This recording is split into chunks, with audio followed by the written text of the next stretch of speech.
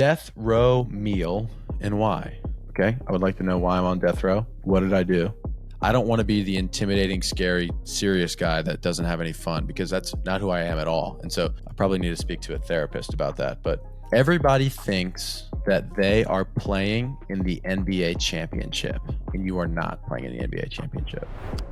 Hello, everyone. Welcome to Good People episode 13. Today, I am going to be doing a Q&A and answering some questions that I got on my Instagram story. This is a format that we will likely be revisiting in the future. So if you don't already, follow me on Instagram at Coach Joel Sherman. That way, next time, you'll be able to ask a question. Before we begin, if you are watching on YouTube, please like, comment, and subscribe so you never miss an episode. Without further ado, I have my cup of coffee and I have my questions, and I'm going to jump right into it.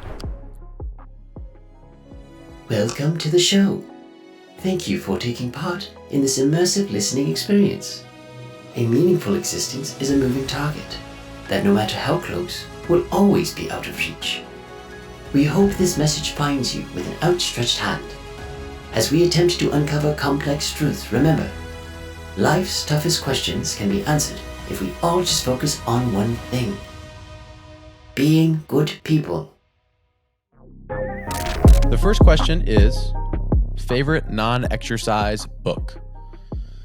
My favorite book, I'll probably list 3 here. Number 1 is Ready Player One by Ernest Cline. It's a science fiction book about a virtual reality video game universe. It's probably my favorite book of all time.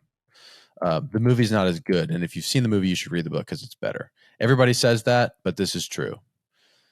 Another favorite book of mine is Green Lights by Matthew McConaughey. And one of the main reasons why I like it is because I went into it with sort of this is just some snobby celebrity guy that's going to write a book that is going to make a bunch of money off of. But it was very introspective. It was a very good read. I actually have taken a lot from it, both in terms of his ideas, but also I really think I'm about to compare myself to Matthew McConaughey, so I apologize. I think that him and I have the same quality of introspection, and there's a very artistic side of him that I didn't know existed that I have that is cool to me. And then Ego is the Enemy by Ryan Holiday is another favorite. It came to me at a very cool time in my life, and it's very helpful. If you've not read Ego is the Enemy, I definitely recommend checking it out. Question 2. Do you like to cook? I love to cook. It's actually a pretty big hobby of mine, cooking, in the sense that I would say that I'm a decent amateur cook. I like the process of it. I don't know if I'm good at it. I watch YouTube videos on how to cook things when I want to cook them. But more specifically in that realm, I do like baking bread. I really enjoy baking bread. I don't know too much about it, but over the last couple of weeks, I've given thought to learning about baking bread, getting bread baking books, etc., and making cool, intricate bread. But that process, making dough, things like that, is very fun to me. So I like cooking and baking bread. What is your favorite thing about your career? Oh, man. First and foremost, my favorite thing about my career is helping people. That's a very cliche answer, so I will elaborate on it. I feel good when I feel useful to people. And growing up, I was always the out of shape kid that played sports. And it got to a point when I was young that I just didn't like that anymore. And it started me on this path of learning and loving about fitness in general, working out, getting in better shape, etc. And so that's probably the main catalyst of me, number 1, getting myself involved with fitness, but number 2, wanting to help other people with it because it's something that I didn't necessarily have access to, a resource that I didn't necessarily have access to. So it's cool to be able to help people in that way and feel useful in that way, especially because it's like a hit close to home sort of thing for me. But probably my favorite thing is, that's kind of a selfish answer, but feeling useful by helping people is a good feeling that I enjoy. Similarly, this podcast is kind of like that, where I get to have cool conversations and it's selfish in that way, but anybody listening could potentially learn something from it. It's the same way. Sort of makes me feel useful. Biggest fear. this is a good follow-up question. I haven't given any thought to this, but I guess not feeling useful is a pretty big fear of mine, in the sense that, I don't care about legacy or leaving something behind sort of deal. It's like I feel better and like I'm more in line with the person that I want to be when I am useful, and I feel more in line with the person that I want to be when I follow through with things, do challenging things, have fun, have cool conversations. And so I guess just not living to that is a fear. Again, that's a pretty cliche answer, but that's true. Um, Fear of, I wouldn't consider failure. It's not fear, but failure to me is not trying to be useful, not trying to be helpful, quitting, not acting. So ultimate failure in that way is a pretty big fear of mine. What is something that people misunderstand about you? I don't know. When I answer this question, I feel like maybe a little bit of youth comes through, because I always worry that I will be perceived in certain ways. When I was in college, I didn't want to be seen as like a fraternity kid that partied all the time. And I thought people would perceive me that way. As a fitness coach, jujitsu guy with a half sleeve tattoo and a mustache, I don't want people to perceive me in that way, which I think from an outsider's point of view has certain aspects. And I think that just comes from a place of, I was a lot different when I was growing up, played a lot of video games, wasn't in very good shape, but there's a gentleness, maybe even innocence to that I know about myself that I have in me, but I'm afraid sometimes that my outward perception isn't seen in that way. And to give a real life example about this, and I've kind of talked my way to this point, I just remember this. I've had a lot of people who I coach and train tell me that they are very intimidated by me. I think 5 people off the top of my head have said this to me recently. I actually had this conversation with 2 people this morning about this, that they were scared and intimidated by me when they met me at first, which is insane to me. Like, in my head, I know myself. I'm a gentle, loving, carefree, I don't care about anything kind of guy. And I know that about myself. That's my nature. But just with the things that I'm interested in, the way that I carry myself, the way that I am perceived to the outside world, sometimes is not in line with those things. And I think that that's cool, because that's like a moment of inflection for me, where if I've been told this by 5 people, then there's probably some truth to it. And all of them have reassured me that it's not a negative thing that I'm intimidating, quote unquote, or serious, quote unquote.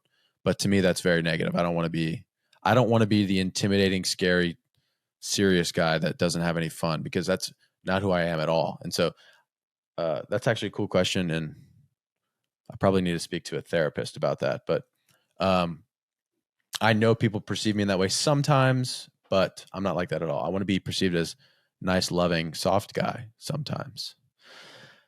Favorite coffee roast?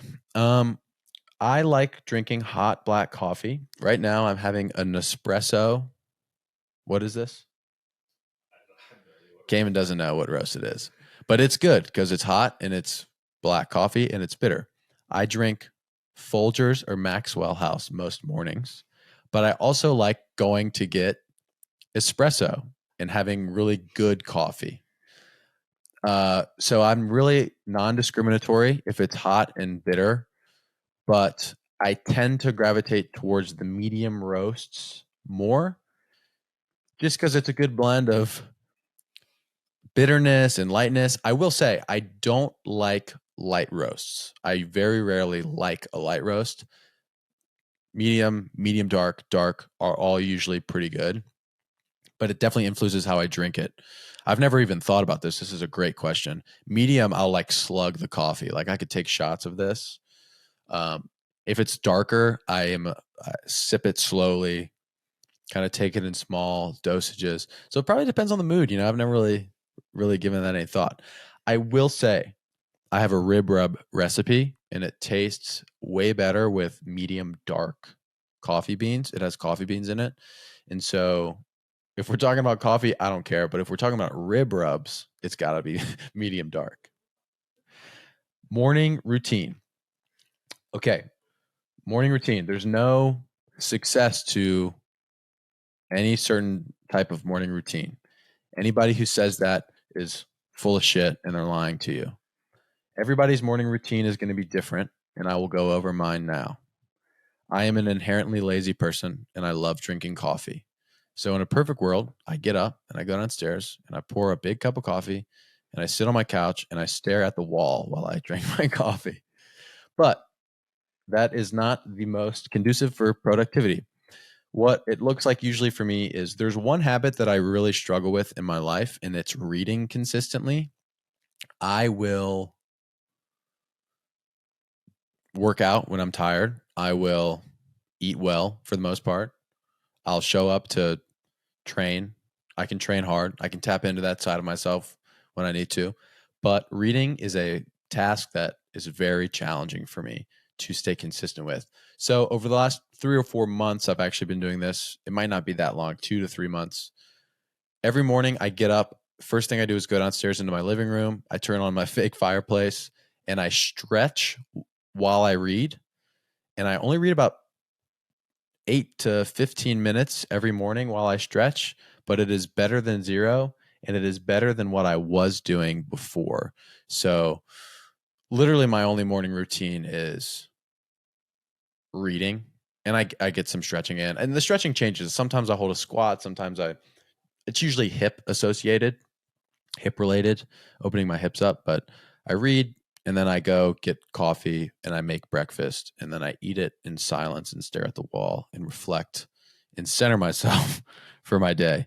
But I think that's very productive. I'm not a very, when I use the term productive, I don't mean an efficient way to complete things. I mean, it gets my mind in the right headspace for the day.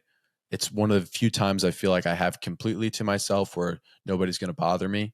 And so I really enjoy the morning, and forcing myself to read in the morning is a great way for me to be consistent. I'm pretty sure I've read pretty much every day, save a couple in the last 3 months. Mark Twain has a great quote. I think it's Mark Twain, where he says, if your job is to eat a frog, it's best to do it first thing in the morning. If it's your job to eat two frogs, it's best to eat the biggest one first. So doing it in the morning, reading is my frog, and it is a big one, but I've been consistent with. That's the only morning routine I have. Are beans really that cool? This question is from somebody who I train, and I often use the term cool beans when referencing things. It's pretty much cool beans is a very you can use it for a lot of different things. I usually use it as a, is everybody okay? And when people say yes, Joel, everything's okay, I say cool beans. And yeah, beans are that cool. I started saying this because of the movie Hot Rod. It's with Andy Samberg. It's probably the stupidest movie of all time, but it's a it's a great representation of what I find funny in this world. And so, if you haven't watched Hot Rod, give it a shot. You probably will only watch 5 minutes before you think this is the dumbest shit you've ever watched in your life, and you turn it to something else. But that's one of my favorite movies, and that's why I say cool beans. And if you don't watch Hot Rod, you should at least look up on YouTube Hot Rod Cool Beans and prepare to be amazed at the wonderful scene that is the cool bean scene in Hot Rod. Next question. Favorite book? I already answered that. If I had to pick one of the three, I would say Ready Player One, just because it's not real and it's I don't know. I think a lot of people overvalue nonfiction books and undervalue fiction books, and just reading a cool story is very good and productive thing to do. Reading makes you smarter. You learn new words. You get to forget about the real world for a little while and immerse yourself in a cool story. And there's a lot of elements to stories that can help you in the real world, seeing how, even if it's fictional, characters develop and change based off of things that happen to them is a good thing to reflect on. Ready Player One's a great book. If you are into sci-fi stuff, it's a great book. Death row meal and why? Okay. I would like to know why I'm on death row. What did I do? But this is a really tough one for me.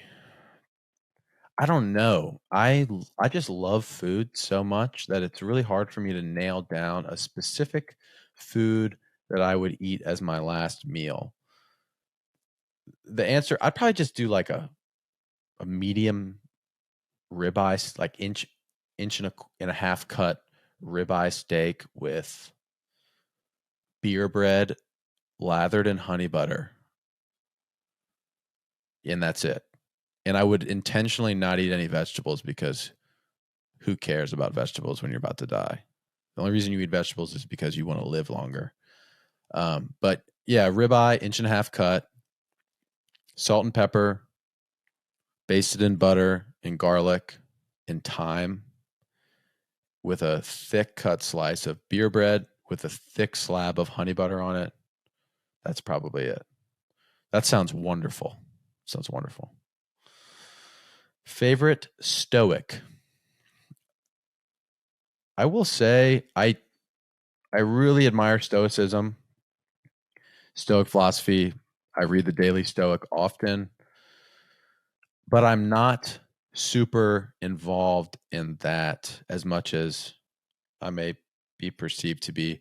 I really like Stoic philosophy, and it's something that I think is a bit misunderstood. And there's a lot to be taken from Stoicism.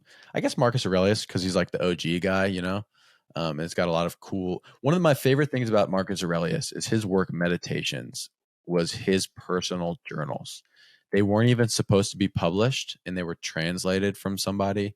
And so, we're pretty sure that what we're getting is what he said and what he thought and what he wrote. But there's a lot of, it's organized in specific books. Was it actually organized in specific books? But they're very introspective thoughts that he had in his own personal journal that we get to look into. And I don't know if that's ever been done and seen before ever in history, because even this podcast, I looked at all these questions before I started it. And a lot of these are off the cuff, but I read them, and it's going to change how I answer the questions, right?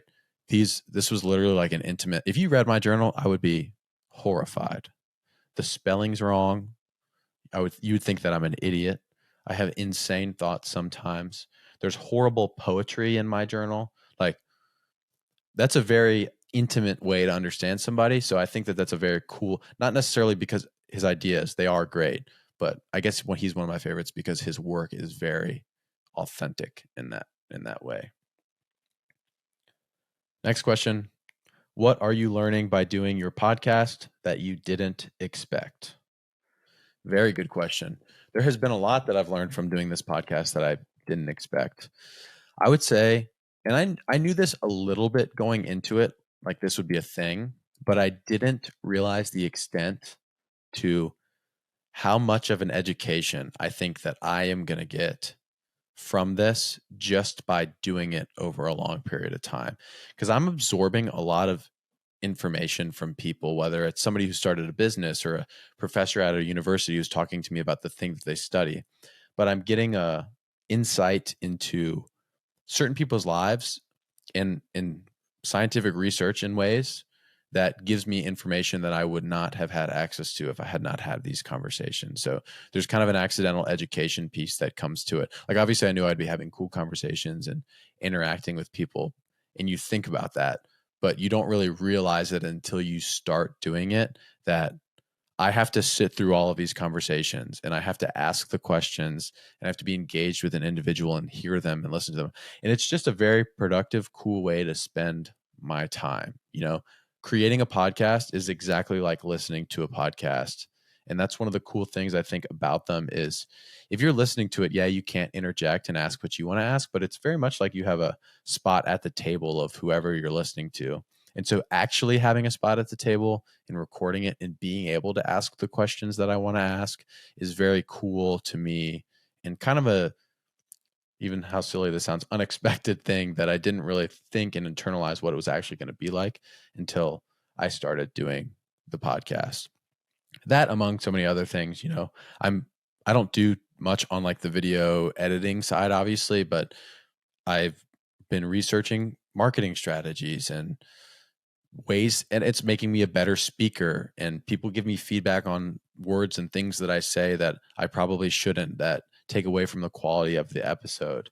And so just being able to experiment with all that stuff, and no matter what this thing turns into, going away from it, having more information, being more clear on how to be a better communicator and person myself, is going to be a very valuable thing that I'll have with me forever. What is going to be your next big, really hard challenge for yourself? I have no idea. I've been rucking a little bit. I have a 30-pound rucksack from GoRuck that I've been using every once in a while. And I've sort of played around with the idea of rucking long distance. Something that I contemplate a lot on with ultra marathoning is that I'm not very good at it. And that's one of the reasons why I do it, is I'm not very good at it. And it will always be hard for me to run ultra marathons. It will never be easy. And it's never easy for anybody, but I'm 200 pounds. If you watch me run, I look like an idiot when I run. But I'm not going to win a marathon, and I'm not going to win a sprint. I'm not very fast. I'm not light enough to go fast enough long distance, right?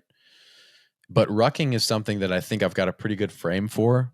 Not that doing well is any reason to pursue something, but I think I would enjoy rucking because I would be better at it. I've got broader shoulders. I've got birthing hips. They're as wide as my shoulders.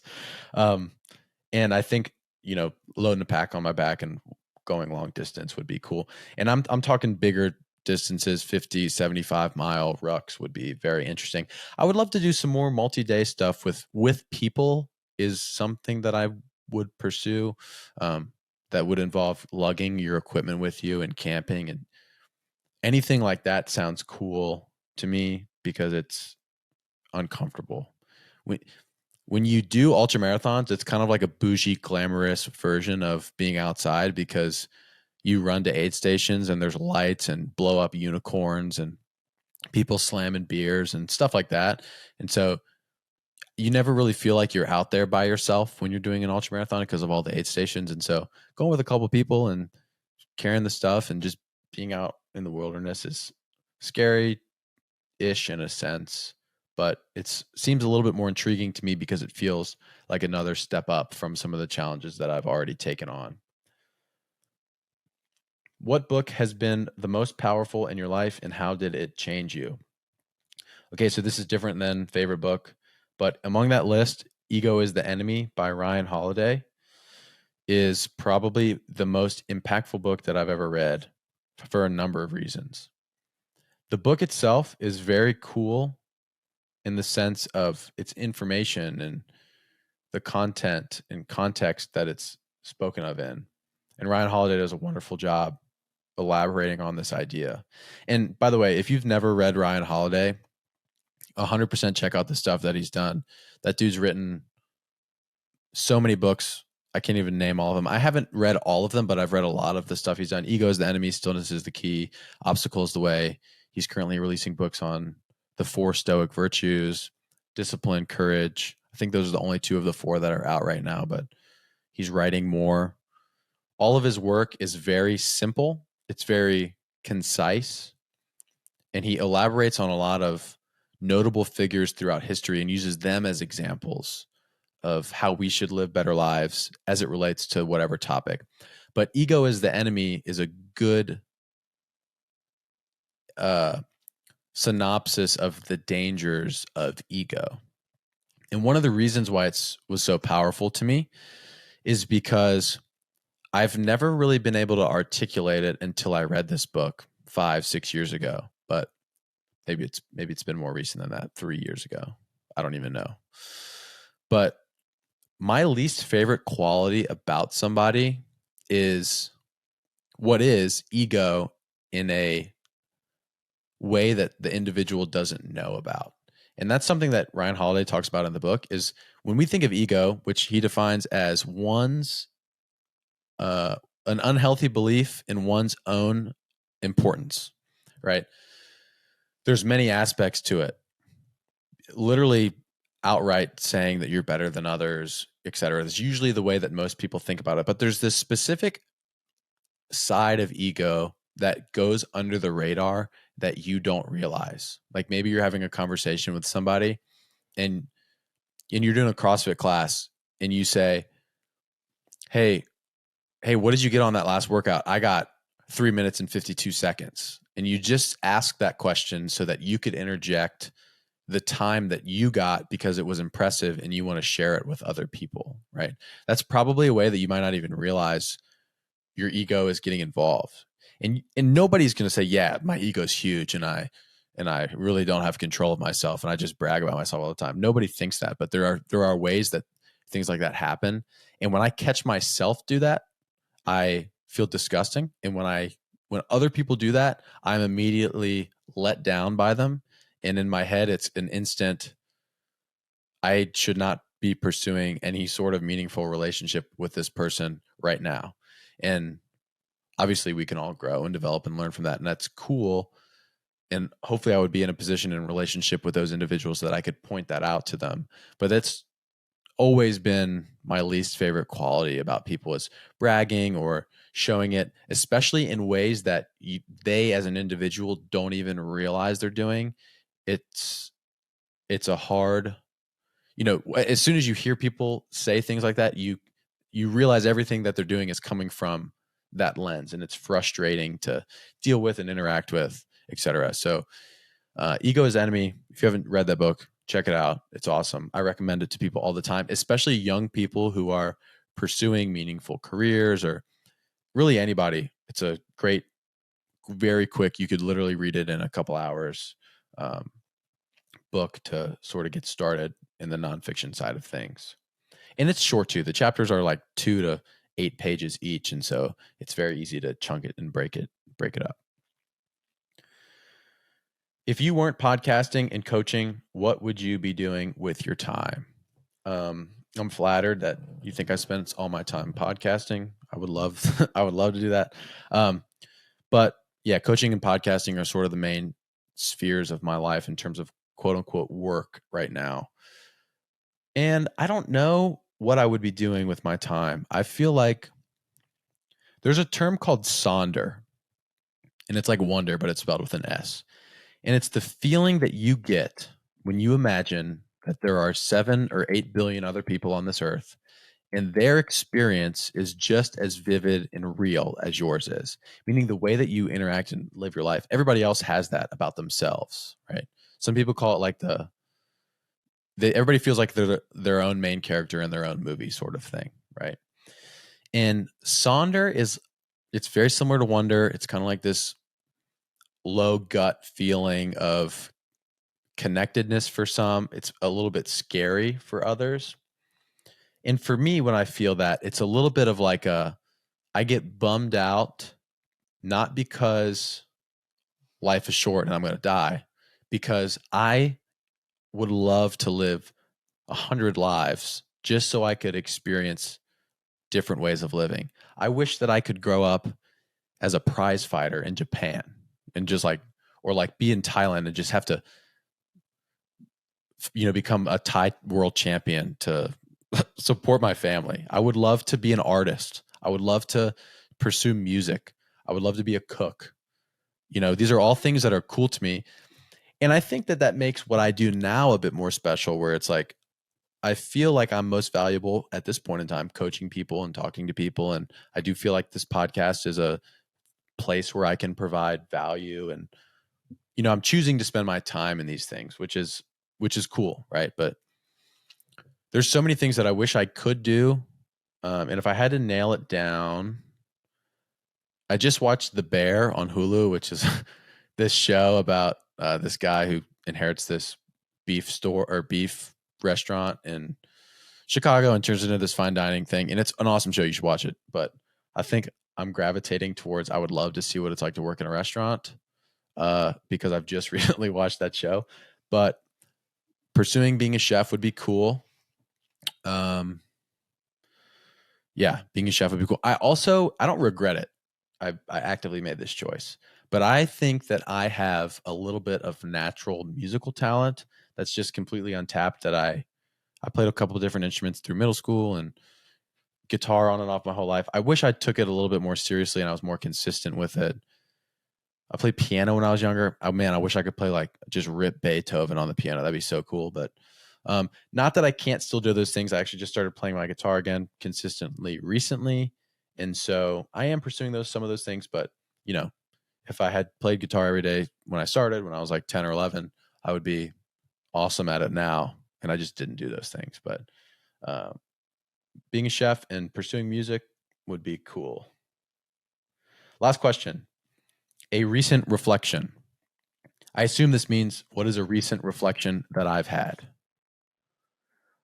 Everybody thinks that they are playing in the NBA championship, and you are not playing in the NBA championship. You are playing in Sunday morning pickup basketball with 40-year-olds that have shitty knees. Okay. And what I mean by that is,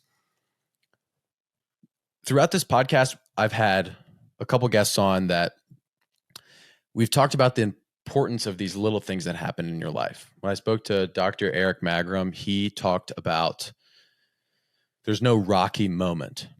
And we came to this term of like, there's these little micro interactions that that happen to you all the time, and decisions that you make that create you as an individual.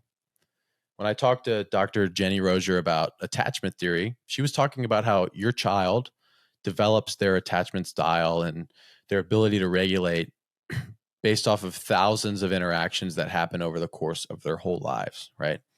And so the person that we are, the things that we do, the people that we will become are not broken down by anything that is one moment. There's no game-winning Game 7 shot that is a buzzer beater that gives you the trophy.